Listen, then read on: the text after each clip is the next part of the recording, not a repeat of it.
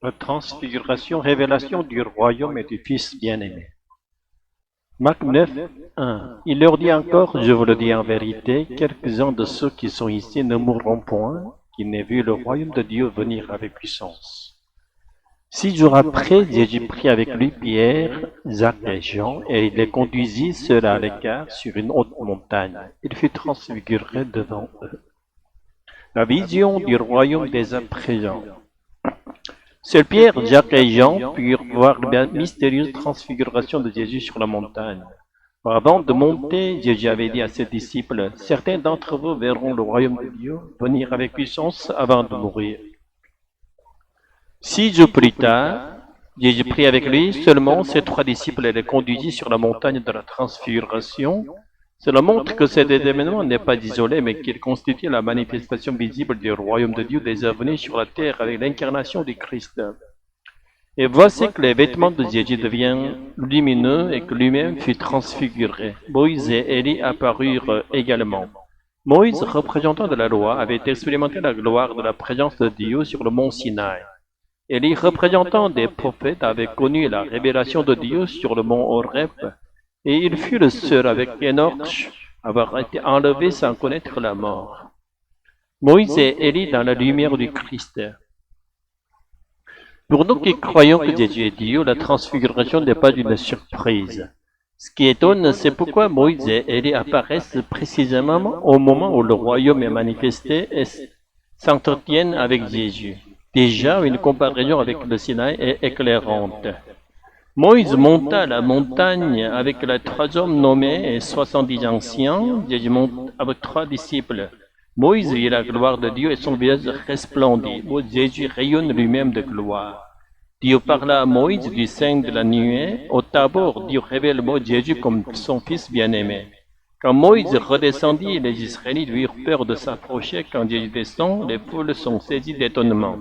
Tout cela forme un parallèle mystérieux. Moïse a annoncé un prophète semblable à moi, mais Jésus n'est pas un simple prophète semblable à Moïse. Il est Dieu lui-même que Moïse avait entrevu. De même, Jésus n'est pas un nouvel Élie, mais le Messie promis qu'Élie a annoncé. Voilà pourquoi Moïse et Élie apparaissent, pour rendre témoignage que la gloire qu'ils avaient entrevue sur leurs montagnes respectives trouve son accomplissement en Jésus. Écoutez le Fils bien-aimé et non idolâtrez les hommes. Il est essentiel de remarquer que cet événement survient juste après la première annonce de la Passion. Moïse et Élie connurent aussi le rejet de la souffrance pour avoir obéi à Dieu. Ainsi, leur présence à la transfiguration indique que Jésus, venu comme le Messie humain, allait lui aussi souffrir.